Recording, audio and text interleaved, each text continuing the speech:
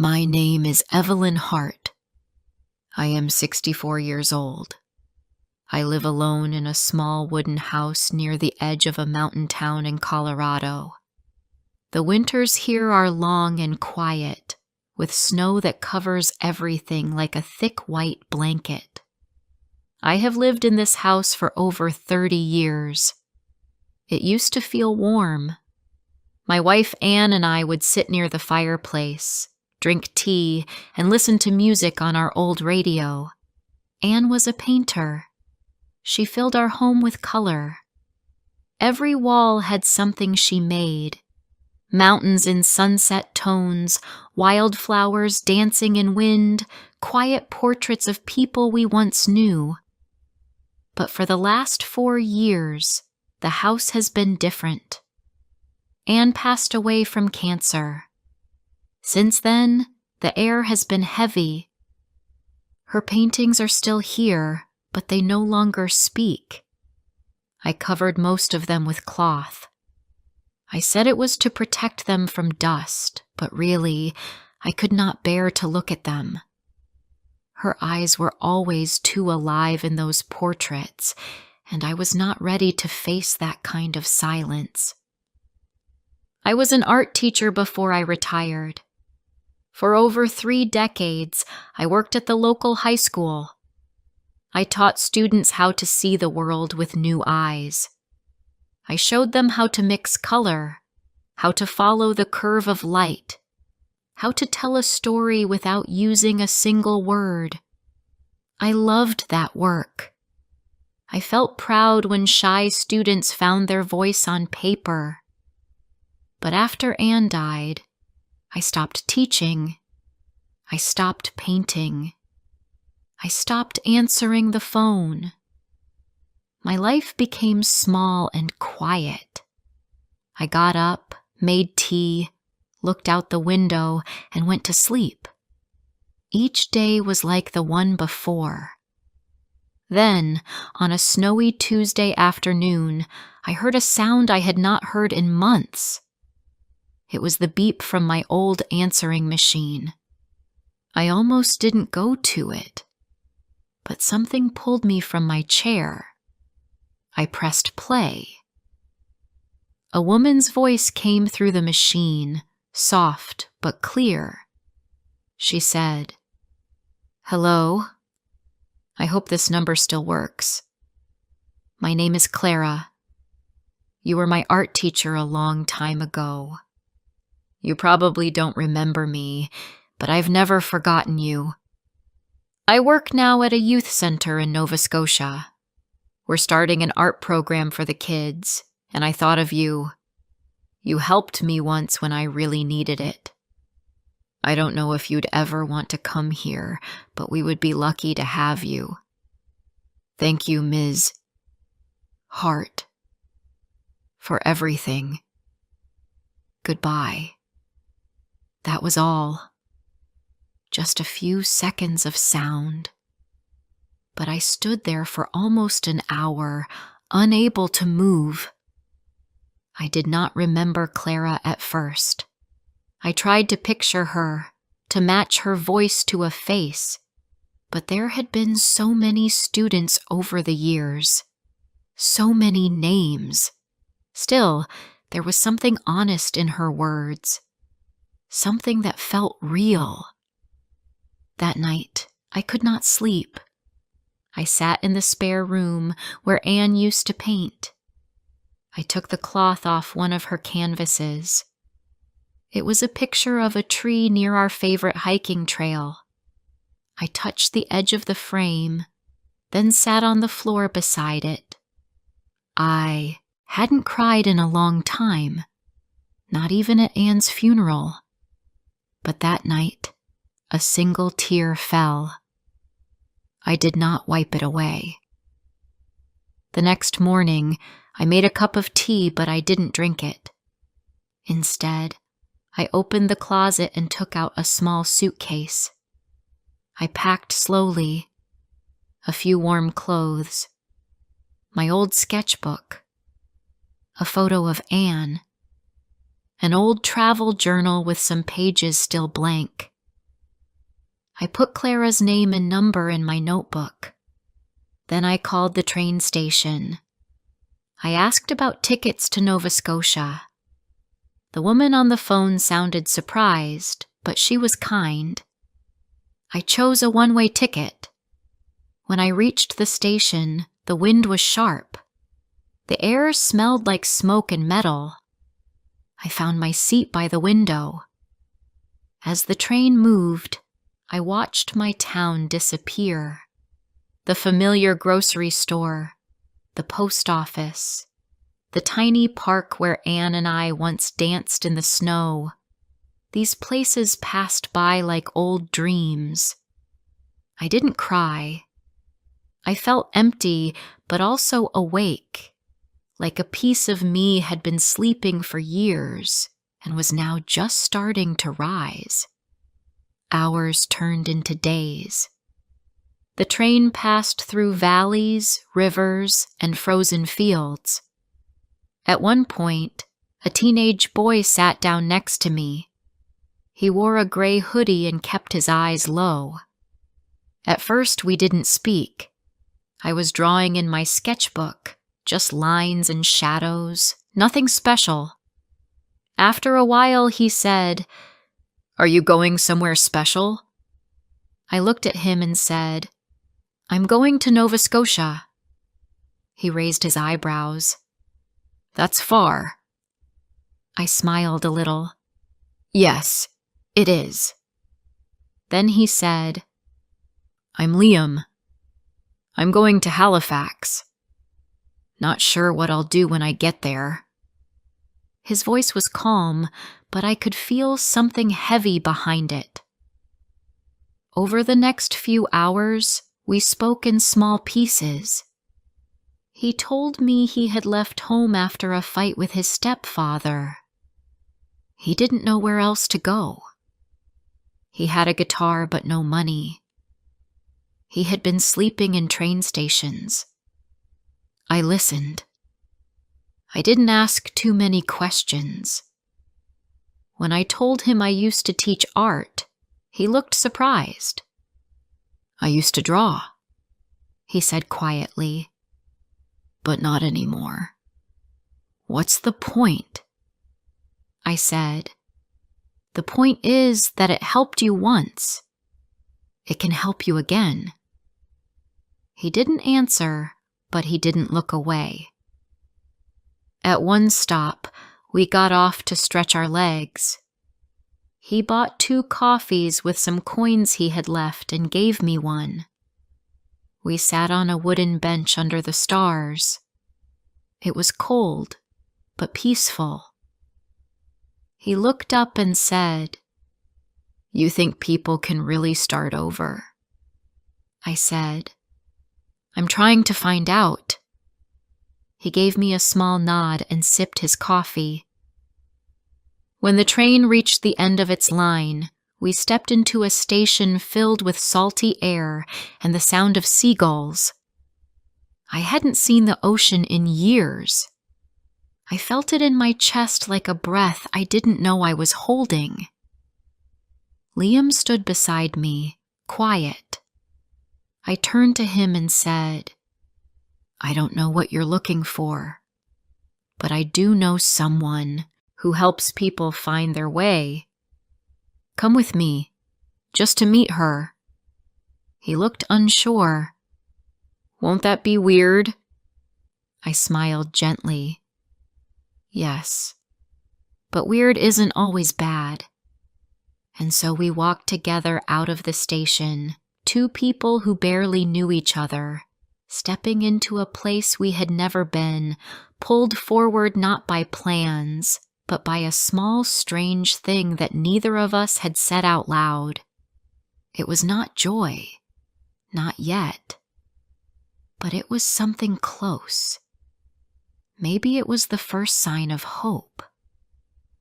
Before I share the rest of my story, I need to know, where are you listening from? Knowing someone hears me, understands me, gives me strength. We walked out of the station into a quiet town full of sea wind and wooden houses. The sky was soft and gray. I had called Clara the night before to tell her we were arriving. She had offered to meet us, but I told her I wanted to find my own way first. After so many years of stillness, I needed to move again. Liam walked beside me without speaking much. He carried his guitar on his back and kept his hands deep in his pockets. Every few steps, he looked at the ocean like he was trying to remember something important.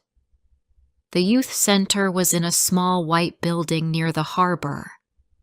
A blue sign outside said, "Harbor House, Youth Arts and Learning." The front yard had a tiny garden, even in the cold. Inside, the space was bright with color.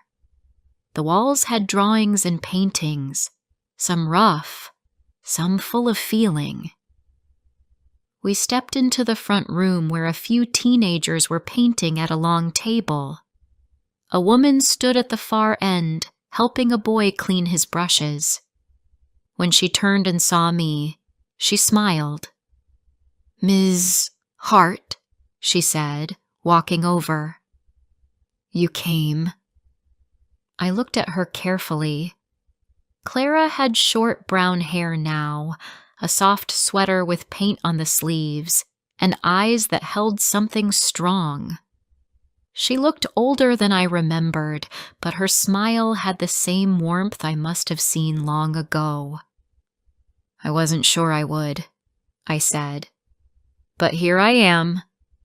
She hugged me. I wasn't used to being touched, but it felt natural. She pulled back and looked at Liam.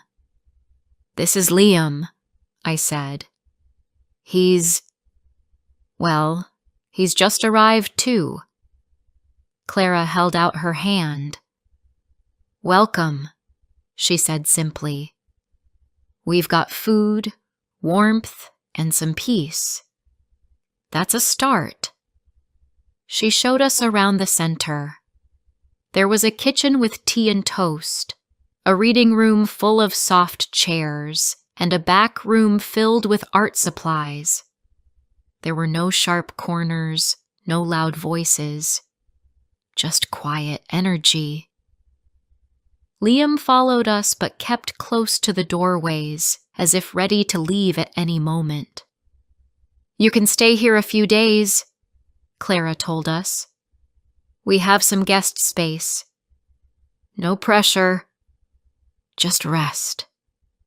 That night, I lay in a small bedroom that smelled like lemon soap and paint. There was a clean blanket and a window that looked out at the sea. For the first time in a long, while I felt something like safety. I didn't dream, but I slept deeply. In the morning, Clara made eggs and toast. Liam sat across from me, drinking tea. He looked tired, but more awake than the day before. "What are you going to do today?" he asked. I looked around. The sun was coming through the windows. The young people were slowly arriving, taking out sketchbooks and pencils. "I think I'll paint," I said. He nodded, and for a moment we just sat in the quiet. I went to the back room, opened a drawer, and took out a brush. I picked up a canvas and sat down. My hands shook a little. It had been years. But as I touched the brush to the surface, I felt something inside me loosen. I painted the tree from Anne's favorite trail, the same one in her painting, but this time I made the leaves brighter, the light warmer. I didn't follow any rules. I just let my heart speak. After a while, I felt someone watching. Liam stood behind me, his guitar still on his back. He said nothing, but I saw his eyes move with care across the canvas. "That's beautiful," he said. "Would you like to try something?" I asked. He shrugged. "I don't know how anymore." "That's not true," I said. "You never lose it.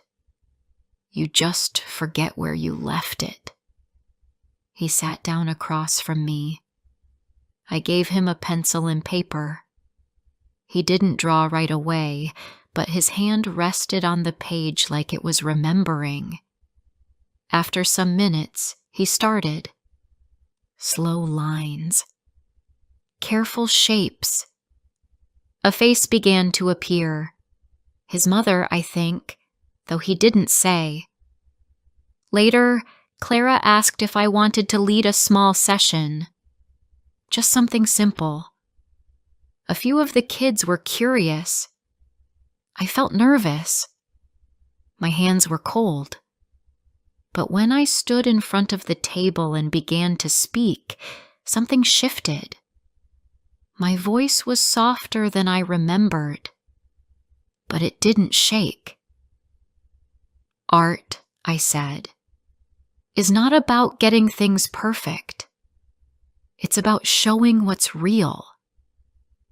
Even if it's messy. Even if it hurts." One girl raised her hand. "What if I don't know what to paint?" "Then start with a color," I said. "Pick the one that matches how you feel. That's enough." They listened. Not because I was loud, but because I was honest. Over the next few days, Liam stayed. He helped clean brushes, carried chairs, even made soup once. He still didn't talk much, but he was present. One evening, I found him alone in the music room, playing a quiet tune on his guitar. I stood outside the door, listening. It wasn't perfect, but it was full of feeling. When he saw me, he stopped. "Sorry," he said. "Don't be," I replied. "That was lovely." "I used to play for my sister," he said. "Before she got sick." He didn't say more. I didn't ask. I just sat beside him, and we stayed like that, with the music between us. One morning, Clara invited me to a local cafe. We walked through the chilly streets, scarves wrapped tight. She ordered us tea and a small plate of lemon cake. "You're helping already," she said. "I can see it in their faces." I looked out the window. The sea was gray and full of movement. "I'm not sure what I'm doing," I said. She smiled. "That's okay. Just being here is enough." I told her about Anne, about the house, the covered paintings, the silence that lived with me. She listened without interrupting. "I was in a dark place once," she said. "I think you knew, even if I didn't say anything. You left a note in my sketchbook. Just one sentence. You see the world in a special way. Don't let it go dark." That line kept me alive longer than you know. I felt tears in my eyes, not from sadness, from something else. Connection. That evening, I walked alone to the beach. The sky was pink and orange. I took off my gloves and held the cold air in my hands. I thought of Anne, of the day we first met in art school, of the way she laughed with her whole face. I didn't feel empty. I felt full. Not full of joy, maybe, but of life. When I returned to the center, Liam was waiting on the steps. "Where were you?" he asked. "Just walking," I said. He looked nervous. Then he held out a piece of paper. It was a drawing of the train, of the bench where we sat under the stars. "It's not finished," he said. "It doesn't need to be," I replied. He smiled. A real one, small and slow. I smiled back. That night, as I sat on my bed, I opened my sketchbook and wrote something at the top of a clean page. This is not the end of my story. This is the page where I begin again. A month passed quietly at the youth center. The days had a soft rhythm. In the mornings, I made tea and sat by the window. I watched the light change over the sea. Then I walked to the art room and helped the young people with their projects. They were not always easy. Some were angry, some were shy, but each one carried a deep story, and slowly they started to share. They didn't always speak their pain. They let it out through color, through lines, through shapes that words could not hold. Liam stayed longer than he expected. He still carried his sadness, but he was changing. He started drawing again, and not just for himself. He helped one of the younger boys sketch a portrait of his dog. He even led a short guitar session during art hour. His music had a quiet power. I saw the way the others looked at him with respect. I never told him what I saw. I didn't need to. He felt it in the room. That was enough. One Sunday morning, Clara came to find me in the studio. She had a soft smile on her face and a question in her eyes. "There's something I'd like to ask," she said. "The school down the road wants to start an art club. Nothing formal, just a weekly group. I thought you might want to lead it." I felt a rush of fear at first. My hands were still full of old doubt, but something inside me whispered that it was time. "I'll go," I said. "Let's try." The school was a small building with bright walls and a playground that faced the sea. Inside, the art room smelled like paper and old wood. 10 students waited around a long table. They looked curious and a little nervous. I smiled at them and sat down. "My name is Evelyn," I began. "I've been a teacher for many years, and I've also been very lost.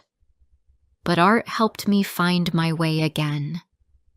I hope it can do the same for you." We started simply. I gave them paper and asked them to draw a feeling. Any feeling. At first they looked confused. Then they began to move their pencils. Some drew storms. Some drew birds. One girl drew a door with light behind it. When I asked what it meant, she said, "It's what I hope to find." That afternoon, as I walked back to the center, I felt a quiet pride, not for teaching, not for doing something big, but for showing up, for saying yes, for choosing to begin again. Later that week, Clara asked if I would speak at the community center's story night. I hesitated. I hadn't spoken in front of a group in years. But she said, "You don't have to perform. Just tell the truth." So on Friday evening, I stood in a room full of candles and folded chairs. The children were sitting on the floor. The adults stood along the back wall. I held a small paper in my hand, but I didn't read from it. I spoke from memory. "My name is Evelyn Hart," I said.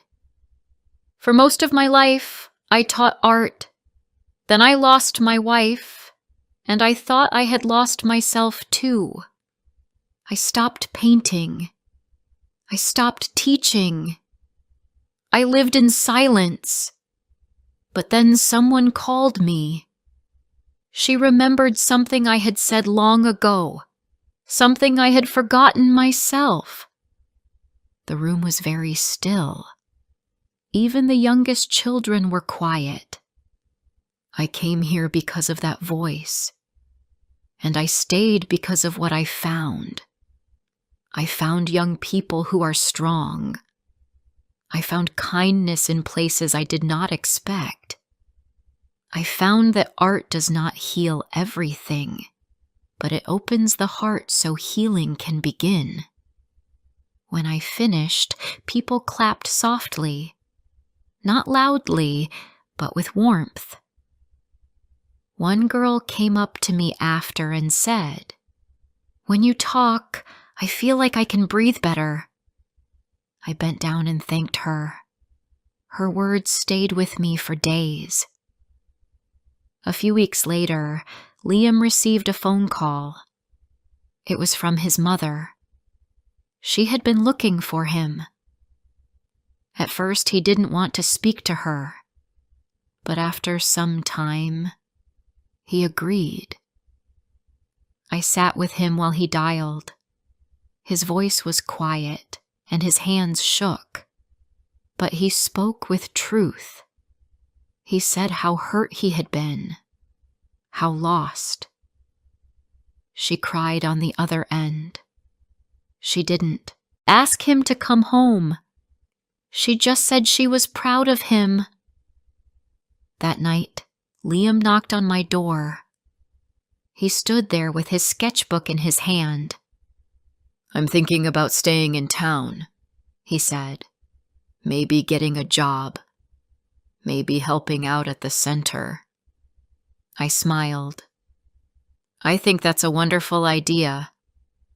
He held out the sketchbook to me. "I drew something for you." It was a picture of the train station with two figures walking side by side, their backs to the viewer. One held a guitar. The other carried a suitcase. "I think this is where my life started again," he said. I didn't answer. I just hugged him, not tightly, but with quiet strength. That weekend, Clara gave me a gift. It was a simple wooden sign with words carved into it. She had hung it above the art room door. It said, "This is not the end of your story." One afternoon, I stood on the beach with my shoes in my hands and the water touching my feet. The wind was cool and the waves moved gently. I thought of Anne. I still missed her. I always would, but I no longer felt lost in that missing. I felt full of her, not empty from her absence. As I looked at the sea, I whispered, "I'm living again. I wish you could see it, but maybe you do." I walked back up the hill, back to the center, back to the children who waited with open eyes and open hands. I was not the same woman who arrived on the train with a suitcase full of silence. I was someone new, someone who had found a reason to teach again, not just with brushes, but with presence, with patience, with love. And so the story goes on. Not perfect, not easy, but real and full of color. If you liked my story, please like, comment, and share. More simple and emotional stories are coming soon.